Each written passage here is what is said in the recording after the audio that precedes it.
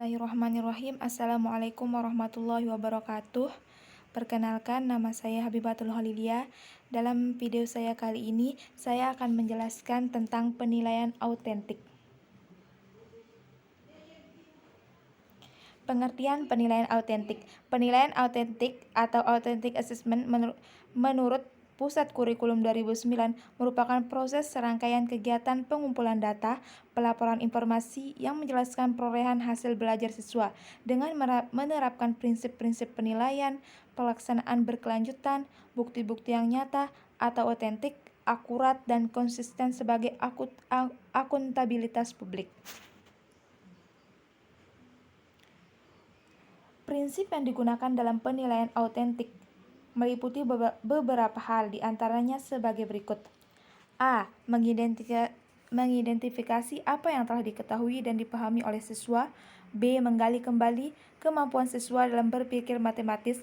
C. Harus bersifat praktis. Yang D. Proses penilaian tidak dapat terpisahkan dari proses pembelajaran. E. Penilaian harus mendeskripsikan masalah nyata. Kemudian yang F, penilaian harus menggunakan berbagai ukuran, metode, dan kriteria yang sesuai dengan ciri khas dan esensi pengalaman belajar siswa. Yang terakhir, penilaian harus bersifat holistik yang mencakup semua aspek dari tujuan pembelajaran, baik kognitif, efektif, maupun psikomotorik. Kemudian pembahasan selanjutnya yaitu jenis-jenis penilaian autentik. Yang pertama, teknik dan instrumen pada penilaian kompetensi pengetahuan atau kognitif. Ranah kognitif mencakup kemampuan berpikir, yaitu berkenaan dengan pengenalan pengetahuan, perkembangan pengetahuan, dan keterampilan intelektual atau akal. Sehingga bisa disimpulkan, ranah kognitif merupakan sentral yang mempunyai peran penting dalam pengembangan kurikulum dan pengembangan evaluasi pembelajaran. Pada penilaian kompetensi pengetahuan, teknik dan instrumennya melalui tes tulis, tes lisan, dan penugasan, dan dapat diuraikan sebagai berikut. Yang pertama, instrumen tes tulis berupa soal pilihan ganda, soal isian, jawaban singkat, benar salah, menjodohkan, dan soal uraian. Yang kedua, instrumen tes lisan berupa daftar pertanyaan yang sudah disiapkan sebelumnya. Kemudian, instrumen penugasan berupa pekerjaan rumah dan atau proyek yang dikerjakan secara individu atau kelompok sesuai dengan karakteristik tugas. Yang kedua, teknik dan instrumen pada penilaian kompetensi sikap atau afektif.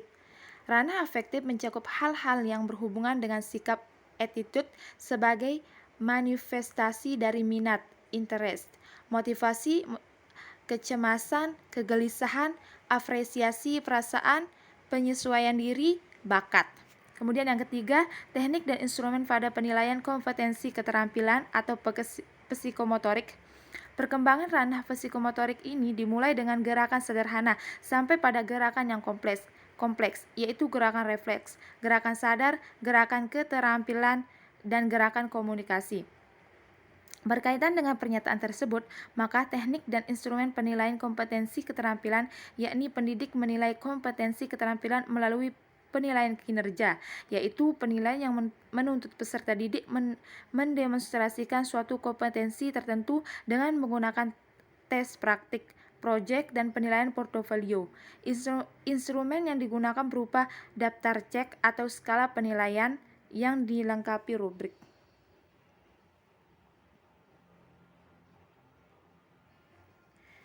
Kemudian karakteristik soal HOTS. Yang pertama itu pengertian HOTS. HOTS merupakan singkatan dari Higher Order Thinking Skills, yang artinya kemampuan berpikir tingkat tinggi. HOTS merupakan sebuah konsep pendidikan yang didasarkan pada taksonomi Bloom. Taksonomi Bloom adalah kerangka yang membagi tujuan pendidikan menjadi beberapa kelompok. Berdasarkan taksonomi Bloom, dalam mempelajari suatu topik, ada beberapa tingkatan kemampuan berpikir, mulai dari tingkat rendah, Low Order Thinking Skills yang disingkat LOTS, sampai tingkat tinggi HOTS. Dari namanya saja, pembelajaran HOTS tentunya memerlukan kemampuan berpikir lebih daripada soal LOTS. Karakter yang kedua, mengukur kemampuan tingkat tinggi. Yang ketiga, berbasis konseptual. Yang keempat, meningkatkan kualitas pembelajaran. Yang kelima, ongoing. Dan keenam, menggunakan bentuk soal yang beragam. Pembahasan selanjutnya itu penyusunan soal HOTS dan manfaatnya.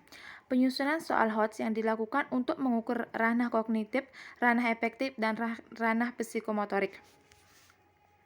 Kemudian manfaat soal HOTS itu, bentuk instrumen yang berbasis HOTS mempunyai banyak manfaat bagi perkembangan kemampuan belajar siswa. Karena soal-soal HOTS mempunyai peran untuk yang pertama, mempersiapkan kompetensi peserta didik menyongsong abad ke-21.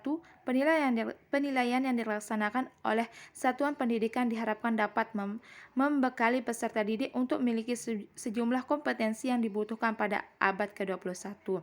Yang kedua, memupuk rasa cinta dan peduli terhadap kemajuan daerah. Dalam penilaian guru diharapkan dapat mengembangkan soal-soal HOTS secara kreatif sesuai dengan situasi dan kondisi daerahnya masing-masing. Yang ketiga, meningkatkan motivasi belajar peserta didik. Kemudian hendaknya pendidikan formal di sekolah dapat menjawab tentang tantangan di masyarakat sehari-hari. Ilmu pengetahuan yang dipelajari di dalam kelas agar terkait langsung dengan pemecahan masalah di masyarakat. Kemudian yang terakhir, meningkatkan mutu penilaian. Karena penilaian yang berkualitas akan dapat meningkatkan suatu pendidikan, membiasakan melatih siswa untuk menjawab soal-soal HOTS, maka diharapkan siswa dapat berpikir secara kritis dan kreatif, dan siswa diharapkan mampu mempunyai daya saing yang dibutuhkan di masa yang akan datang. Sekian penjelasan tentang penilaian autentik, kurang dan lebihnya saya mohon maaf. Wassalamualaikum warahmatullahi wabarakatuh.